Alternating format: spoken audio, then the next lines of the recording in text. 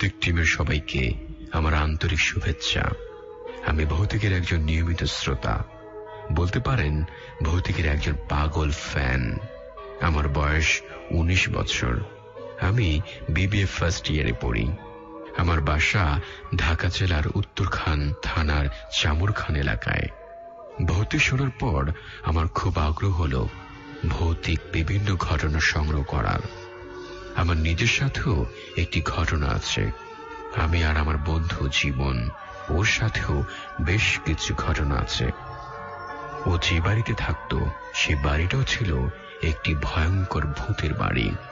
শুধু তাই নয়, ভৌতিক শোনার পর আমাদের আগ্রহ জন্মালো আমাদের এলাকার আশেপাশে থাকা পরিচিত মানুষগুলোর থেকে ঘটনা শেয়ার করব, তাদের কাছ থেকে ঘটনা সংগ্রহ করব। সেই সুবাদে এলাকায় ঘুরে ঘুরে বেশ কিছু ঘটনাও আমরা সংগ্রহ করেছি। ভাইয়া, এখন তাহলে আমি সরাসরি ঘটনায় চলে যাই। একজন ড্রাইভারের কাছ থেকে সংগ্রহ করা। উনি আমাদের একজন পরিচিত ড্রাইভার। ঘটনাটা ঘটেছে বৎসর খানেক আগে। আমি তার মতো করে লিখছি। কাজের কারণে আমাদেরকে দেশের এক প্রান্ত থেকে অন্য প্রান্তে যেতে হয়। ঘটনার দিন আমি ময়মনসিংহে ছিলাম। রাত আনুমানিক 10টা। চারপাশ খুব নির্জন, মানুষজন হাতে গোনা 2 থেকে 4 জন। গাড়িটা থামিয়ে আমি একটা দোকানে বসলাম। নিভু নিভু হারিকেনের আলোতে দোকানদারকে দেখা যাচ্ছিল। দোকানে 2 থেকে 4 জন বসেছিল। দোকানদারকে জিজ্ঞেস করলাম, চা হবে? উত্তরে বললেন, এইমাত্র নিভিয়ে ফেললাম, 10 মিনিট অপেক্ষা করলে দিতে পারবো। আমি বললাম, আচ্ছা। আমি বসলাম, আপনি তৈরি করুন। 5 মিনিট হয়ে গেল। দোকানে বসে চারিপাশটা দেখতে লাগলাম। হঠাৎ একটা লোক পিছন থেকে দৌড়ে হামাগুড়ি দিয়ে আমার সামনে এসে পড়ল। লোকটার চোখে মুখে কান্না কান্না ভাব, আবার কোনো কিছু বলতে চাইছে আমাকে। তিনি খুব হাঁপাচ্ছিলেন। আমি তাকে আমার পাশে বসাই আর পানি পান করতে দেই। তাকে জিজ্ঞেস করি, কি হয়েছে, আপনি এভাবে হাঁপাচ্ছেন কেন? উত্তরে বললেন, ভাই, গাড়িটা কি আপনার? আমি জি বললাম। উনি বললেন, একজন মানুষ মারা গেছে, ওনার লাশটা ঢাকায় পৌঁছাতে হবে। আপনাকে প্রয়োজনে ডাবল ভাড়া দেব। 20 মিনিট পর চা পান করা হলো না আর। আমি গাড়ি নিয়ে ছুটে পড়লাম লোকটিকে নিয়ে, যেখানে একটি মানুষ মারা গেছে। আমি খুব সাহসী ছিলাম। টাকা পয়সার লোভ ছিল না। আমাকে দিয়ে কারো উপকার হবে শুধু এই উদ্দেশ্যে, মানবতার টানে।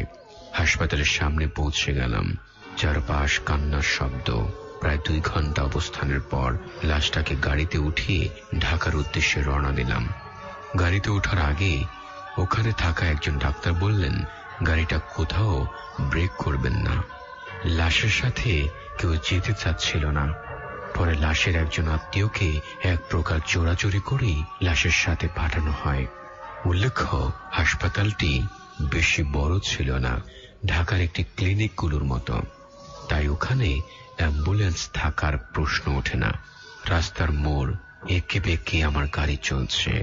আনুমানিক রাত 1টা বাজে। আমি ড্রাইভ করছি। লাশটা গাড়ির পেছনে, আমার পাশে লাশের আত্মীয়। গাড়ির সবকিছু লক করেই আমরা চালাচ্ছি। হঠাৎ পাশে থাকা লোকটা আমাকে বলছে, ভাই, গাড়িটা একটু থামান, আমি খুব চাপে আছি। আমি বললাম, পারবো না, লাশের গাড়ি থামাতে নিষেধ করেছেন ডাক্তার। উনি খুব আকুতি মিনতি করলেন। তারপর গাড়িটা থামালাম। ঘটনা শুরু এখান থেকেই। লোকটা প্রস্রাব করার জন্য নামলেন। আমি ক্রমশ অনুভব করতে লাগলাম যে আমার গাড়িটা ভারী হচ্ছে। মনে হচ্ছে আমার গাড়িতে কয়েকজন মানুষ ঢুকে পড়েছে। পেছনে ফিরে দেখি লাশ ছাড়া কিছুই নেই। গাড়ি আস্তে আস্তে ভারী হচ্ছে। খুব অস্বস্তি লাগছে আর ভাবছি সামথিং ইজ রং। হঠাৎ বাইরে প্রবল বেগে বাতাস শুরু হলো। হঠাৎ করে মনে হলো আমার পেছন থেকে একটা শব্দ আসছে, গোঙানির শব্দ। আমি ফ্রন্ট গ্লাস দিয়ে তাকিয়ে দেখলাম আমার গাড়ির সব লক করা, তবে পেছনের দিকে হালকা ফাঁকা ছিল। যেহেতু আমার গাড়িটা পুরনো, ওই ফাঁকা দিয়ে দুটো লম্বা হাত লাশটার পা ধরে টানছে। লম্বা লম্বা চুল, চোখ দুটো লাল রক্ত মাখা। লাশের দিকে তার দৃষ্টি, তার গঙ্গানোর শব্দ শোনা যাচ্ছে। হঠাৎ বাইরে থেকে আমার পাশে থাকা লোকটি আসলো, এসে বসে পড়ল। আমি অনেকটা রাগ চোখে তার দিকে তাকালাম। তাকে কিছু না বলেই গাড়ি স্টার্ট করে দিলাম, কিন্তু গাড়ি চলল না। আমার পুরো শরীর ঘামছে, সাহস হারালাম না। গাড়ি 15 থেকে 20 বার চেষ্টা করে তারপর অবশেষে স্টার্ট হলো। আমি আস্তে আস্তে গাড়ির গতি 80-তে নিয়ে গেলাম, কিন্তু মনে হলো গাড়ি রিক্সার মতো চলছে। গাড়ির পেছনের দিকে ক্রমশ ভারী হচ্ছে।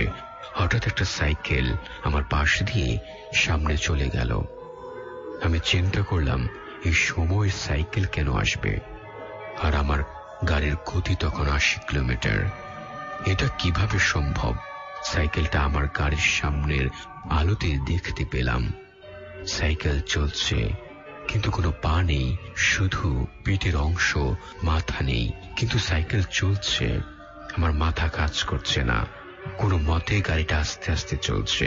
সারা শরীর ঘামছিল আর ভাবছিলাম, এই বুঝি মারা যাব। আমি ধরে নিয়েছি আজ আমার মৃত্যু, আর অল্প কিছুক্ষণের মধ্যে আমি মারা যাব। ভয় কি জিনিস আমি আজ তা বুঝেছি। এরকম অনুভূতি কখনো হয়নি। চোখের সামনে থাকা সিগারেটের প্যাকেটটা হঠাৎ চোখে পড়ল। একটা সিগারেট ধরালাম। আমার যখন এমন অবস্থা, আমার পাশের লোকটা দিব্যি ঘুমাচ্ছে। সিগারেটটা ধরানোর পর আমি অনুভব করলাম গাড়ির ওজন কিছুটা কমছে। পরক্ষণে বুঝলাম এটা আগুনের গুণ। পাশে থাকা লোকটাকে জাগালাম। উনি উঠে বললেন, ভাই, গাড়ি এত আস্তে চলছে কেন? এরকম ভাবে গাড়ি চললে ঢাকা পৌঁছাতে 7 দিন লাগবে। আপনার স্পিড মিটারটা মনে হয় নষ্ট হয়ে আছে। আমি একটু রাগান্বিত কণ্ঠে তাকে থামিয়ে দিয়ে বললাম, এই দিয়াশলাইটা টিপ মেরে ধরে রাখো, যাতে আগুন ধরে থাকে। যেই কথা সেই কাজ। উনি টিপ মেরে দিয়াশলাইটা ধরে রাখলেন। গাড়িটা হালকা হচ্ছে, গাড়ির গতি বাড়ছে। আমি শরীরের শক্তি আর সাহস দুটাই ফিরে পেয়েছি। আমি লক্ষ্য করলাম গাড়ির গতি 80 ছিল, তখন গাড়ির ভর বেশি ছিল। এখন ভরটা কমছে, গতি বাড়ছে। এখনো গাড়ির গতি 75 থেকে 80, অর্থাৎ গাড়ির গতি 80 লেখা উঠলেও প্রকৃত গতি এটা নয়। আমার এত বছরের গাড়ি চালানোর অভিজ্ঞতা আজ কাজে লাগাতে হবে। আমি সামনের দিকে তাকিয়ে চালাতে লাগলাম। আমি গাড়ির নির্দিষ্ট গতি বুঝতে পারছিলাম না। গাড়ি রাস্তায় চলাকালীন নিচের পাথরের সাথে হোঁচট খাচ্ছে। দিয়াশলাইটা নিভে যাচ্ছে, গাড়ি ভারী হচ্ছে, গতি কমছে।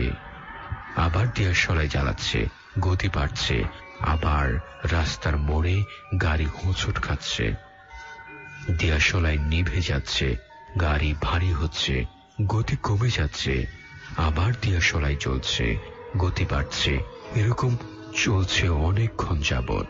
আমি লক্ষ্য করলাম আমার পাশে থাকা লোকটা ঘামছে। তাকে দেখে মনে হচ্ছে তার ভেতরে স্বজন মারা যাওয়ার দুঃখের চেয়ে নিজের মৃত্যুর ভয়টা বেশি কাজ করছে। সে হাউমাউ করে কেঁদে কেঁদে বলল, ভাই, আপনাকে বলেছিলাম যে গাড়ি আস্তে আস্তে চালালে 7 দিন লাগবে। আপনি সেই কথায় রাগ করে এখন এভাবে গাড়ি চালাচ্ছেন, কখন আস্তে আবার কখনো জোরে। এভাবে চালালে গাড়ি অ্যাক্সিডেন্ট করে আমরা দুজনই মারা যাব ভাই। আমি বললাম, কথা না বলে লাইটটায় টিপ দিয়ে রাখুন। আস্তে আস্তে গাড়িটা স্বাভাবিক হয়ে গেল। লাইটটার গ্যাসও শেষ হয়ে আসলো। ততক্ষণে গাড়ির গতি স্বাভাবিক। আমরা হাইওয়েতে চলে এসেছি। লাইটারের গ্যাস শেষ হলেও পরে আর কোনো সমস্যা হয়নি। আমার পাশের লোকটা বা লাশের আত্মীয় স্বজন কাউকে কিছু বললাম না। লাশটা অক্ষত অবস্থায় আছে। পরবর্তীতে ভাবলাম, মনে হয় ওই অশরীরের উদ্দেশ্য ছিল এই লাশটাকে বের করে নেওয়া। হতে পারে এটা এমন অশরীর বা ভূত যা লাশ খায়। যারা লাশ খায় হয়তো সে অনেকক্ষণ যাবৎ কোনো রাস্তা থেকে আমাকে তাড়া করছিল। গাড়িটা থেমেছিল, তাই সে লাশটাকে বের করতে চেয়েছিল। হয়তো সে লাশটাকে বের করার জন্য গাড়ির পেছনে লেপ্টে ছিল। হয়তো সে গাড়িটাকে থামানোর জন্য গাড়িটার পেছনে ভার করেছিল। হয়তো সে আমাকে অজ্ঞান করার জন্য তার লম্বা লম্বা চুল আর রক্ত লাল চোখ দেখিয়েছিল। সাইকেল চালানো অন্য কেউ, যার সাইকেল চলছিল কিন্তু পা বা মাথা নেই। অবশেষে আগুন দেখে যখন সহ্য করতে পারল না, তখন গাড়ির গতি উলট পালট করে গাড়িটাকে অ্যাক্সিডেন্ট করতে চেয়েছিল আর লাইটটা নেভাতে চেয়েছিল। অবশেষে সে সফল হতে পারেনি, চলে গিয়েছে। তার উদ্দেশ্য ছিল ভয় দেখিয়ে আমাকে অজ্ঞান করে লাশ নিয়ে যাবে, কিন্তু কোনোভাবে গাড়িটাকে থামিয়ে লাশ নেওয়া তার পক্ষে সম্ভব হয়নি। তারপর প্রায় 1 মাস যাবৎ আমি আর রাতে গাড়ি চালাইনি। এই ছিল আমার ঘটনা। ভাইয়ারা, এরকম আরো নানা রকমের ঘটনা আমি আর আমার বন্ধু জীবন এলাকার নানা পেশার লোকদের কাছ থেকে সংগ্রহ করেছি। আমরা স্টুডিওতে এসে ঘটনা বলতে চাই, আমাদের সাথে যোগাযোগ করবেন। আপনাদেরকে অনেক অনেক থ্যাঙ্কস এত চমৎকার একটি প্রোগ্রাম করার জন্য।